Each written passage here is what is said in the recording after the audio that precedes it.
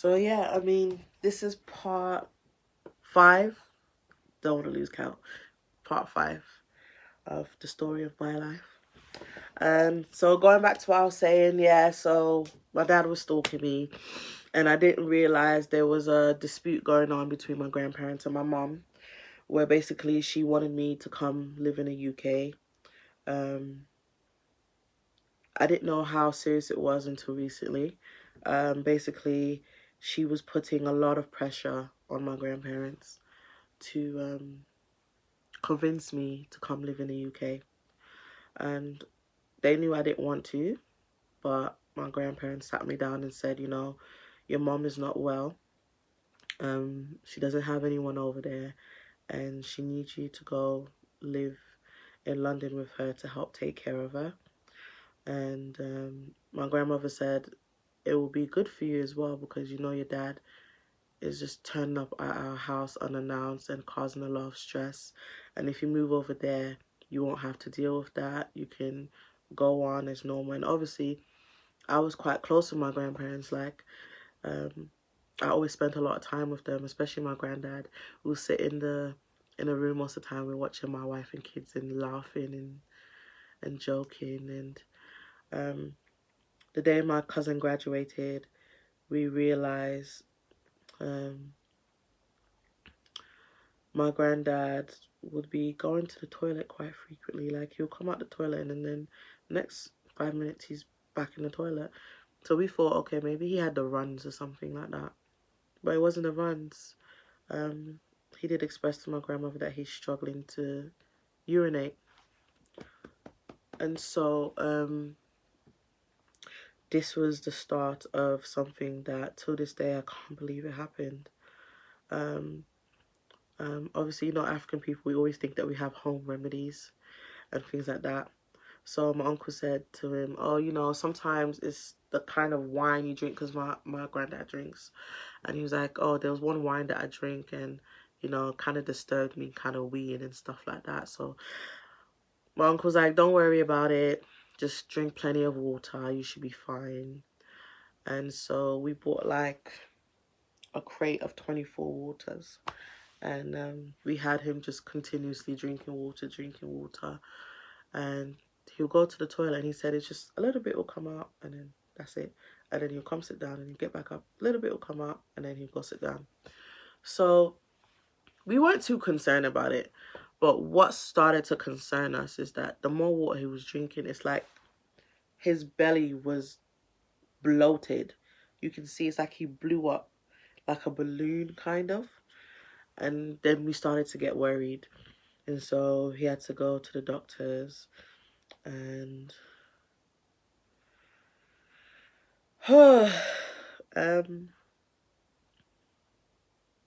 I wasn't there when he went to the doctors. Um, but they knew that he had cancer. I think it was prostate cancer. And my grandparents, they didn't tell me. I think they were trying to spare my feelings because I was very close with my granddad growing up. I loved him till bits. He was my everything. I've never seen a man so loyal to his family. I mean, he took care of his kids, his grandkids. I mean, my grandmother didn't have to lift a finger. She was treated like an absolute queen. He will cook for her, make sure she's taking her medication, wake us up in the morning for school, get us dressed, take us to school, come back, do food shopping, help my grandmother cook, go back, pick us up, bring us home, help us with our homework. You know, there was a time where I had surgery in my mouth and I couldn't talk and I couldn't eat. He fed me to make sure that I'll eat. He would spoon feed me. He was just, he don't even believe in washing machines, so he would wash all my grandmother's clothes by hand. He just absolutely worshipped her. He loved her so much. And that kind of love, seeing that growing up, is the kind of love that I want. but it's so hard to get nowadays. And basically, so yeah, they already knew he had cancer, but they didn't tell me. Now, this is the one memory I always have of my granddad. The day that I was leaving to go to the airport and I was saying goodbye to my grandmother and my grandfather. For some reason, my grandpa was crying, like crying like a baby. And I said to him, "Why are you crying, Grandpa? I'll be back. I'm not going to go for too long. I'll be back. And we can sit down and watch some of my wife and kids." He didn't say much. He just kept crying. And I gave him a hug and I was like, "I love you." And I was like, "When I get there, I'll call you and let you know I'm okay." And oh, I didn't realize that in that moment, he was probably crying because he knew that may be the last time he sees me. And I didn't know that would be the last time I see my grandpa. Um, if I did know, I think I probably wouldn't have gone on that plane. I would have stayed until his last breath. I came to the UK and they still didn't tell me. It was until a certain point. I think I was here for about 2 months. And then that's when they told me that my grandpa has cancer. And knowing me, all I just wanted to do was help. And I said to him, is he getting his chemo and he needs to do this and do that? I said to him, "Grandpa, you've got to fight this. You can't leave us now, My grandmother said, yeah, they were going to start his chemo treatment. He had to have a few surgeries and things like that. He had 2 surgeries to get. But I did notice that because they said that my grandfather was getting chemo, I said to them, I did ask my grandmother, I said, with chemotherapy, aren't you supposed to lose all the hair on your head? But for some reason, my grandfather didn't lose not a drop from his head. I was a bit skeptical about it, but I didn't question too much about it. I just thought, maybe everyone's different. I remember my granddad's first surgery. I video called them. My grandmother was sitting in the hospital. My grandpa's in his little hospital gown. I think I still have a picture of when he was in his hospital gown. I'll put that picture up. And when you look at the picture, you can see his face was he looked like he was squinting his face a bit. He started crying. I remember him saying to my grandmother, "I don't want to do this surgery. If I do this surgery, I'm going to die." And I said to him, "Well, why would you say that? All they're going to do is go in, take out the prostate, and you'll be okay. Don't think that way. It's not nice to think negative."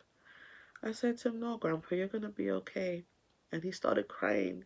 He said, "I don't want to do this surgery. If I do it, I'm not going to make it. I'm going to die." And we just kept reassuring him, like, "No." My grandma was upset. She said, "How can you say that? Don't say that. It's not true.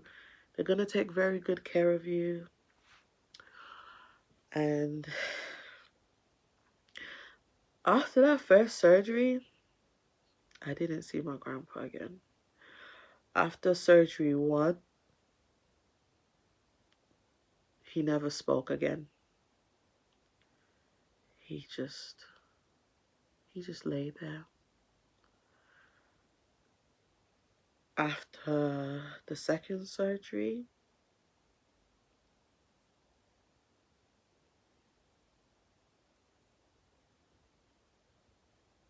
he never moved again.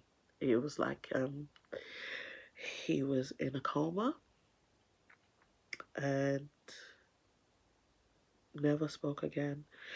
Couldn't video call him anymore because I guess they didn't allow it in the room he was in. Um, I feel bad because he did say to us if he went to that surgery, he was not going to make it. And that's what ended up happening. He didn't make it. Oh, it hit me hard. And after about a few weeks, they were talking about pulling the plug, and I didn't want them to. I said, well, you know, maybe he'll recover. Things will be okay. There's some people who make it out of comas, and I was just trying to stay positive, but my grandmother didn't want him to suffer anymore because he wasn't talking, he wasn't moving, his organs were shutting down. And when it came to it, basically what ended up happening is the chemotherapy that they said they was giving him, they were just injecting him with painkillers.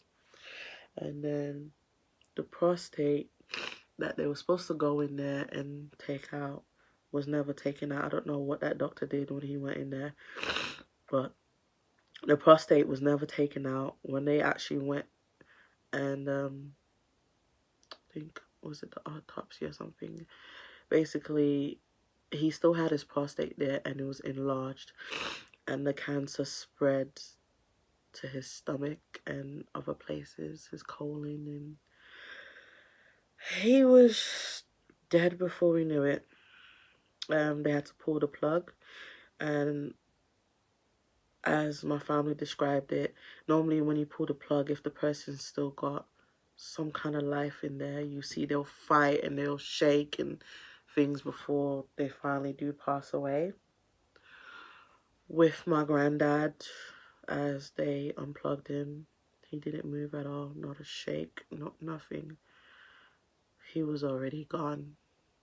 I remember when the news first hit me, I was on my way home, and when they told me, I nearly got hit by a car, and I was just screaming. When I came home, I was just screaming, and I was crying, and I just couldn't believe. I was just like, no, this can't be happening. What made it worse for me is that I came to this country because they told me my mom wasn't well and she needed me. And because of that, I couldn't attend the funeral of my granddad. To this day, I haven't. Everyone's visited his gravesite but me. I've never visited his gravesite. I've been in this country since June 23rd, 2011. I haven't left. I'm trying to get my permanent stay, and then when I get my permanent stay, my first visit is to visit my granddad at his grave. I watched a funeral video, and what peed me off was I wrote a letter that I wanted read at the funeral. I don't have that letter anymore, but I do remember a few things of what I said. And basically what I said was how he meant to me and how I appreciated all that he did to take care of me. He protected me. Even when I was going through the abuse, he was there for me. He took care of my grandmother, and I saw the love that he had for her, and how I'm gonna miss him, and that I'm sorry that even when he was crying, I left and I came to the UK because I regret it. When I came to the UK, my mom put me through hell. The woman that they said wasn't well and that I need to come here and take care of her, it wasn't that bad. There was nothing really majorly wrong with her. But I came all the way here to the point where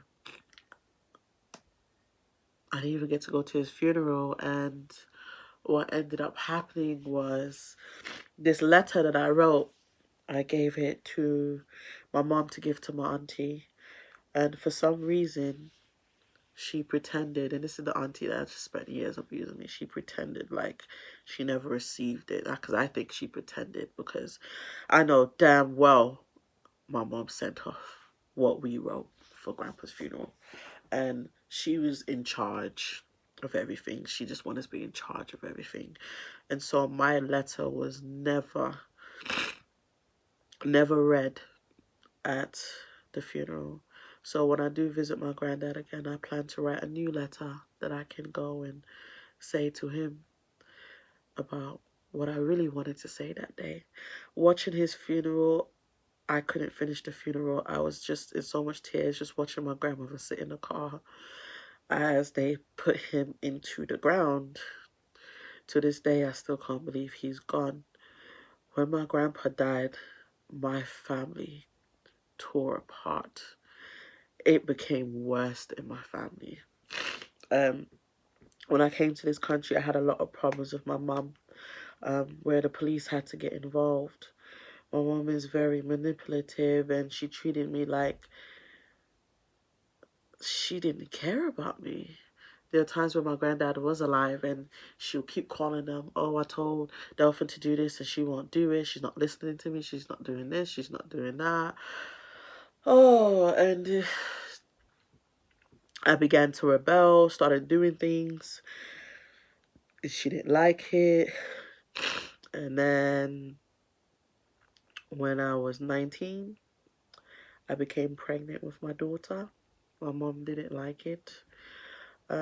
Scariest thing in my life was telling my mom that I was pregnant. I was terrified. My auntie knew before my mom. And yeah, I went up to her and I was trembling and I said to her, Mom, I'm pregnant. And there was no emotion to her face. The first thing she said to me is, okay, why are you telling me? You know where the abortion clinics are. And I said to her, well, who said I'm getting rid of it? I'm just telling you I'm pregnant. I didn't say I'm pregnant and I want to get rid of it. I'm keeping my baby. And what I didn't realize was how angry she was at the fact that I decided to keep my daughter. She started to guilt trip me. So she would say things like, if your granddad was alive today, he would be so ashamed of you. How can you want to become a mom at 19? You're still learning to take care of yourself. And she was so angry. She didn't like it. My mom normally travels to Africa every year. She goes for 3 months around December time. And this time I was about 5-6 months pregnant. And everyone told her, don't go. Your daughter's pregnant. She's going to need you. And her response was, well, I didn't tell her to go open her legs. Doesn't mean my life is going to stop. And it was just like, okay, I hear you. And I'm going to tell you what happens next in part 6.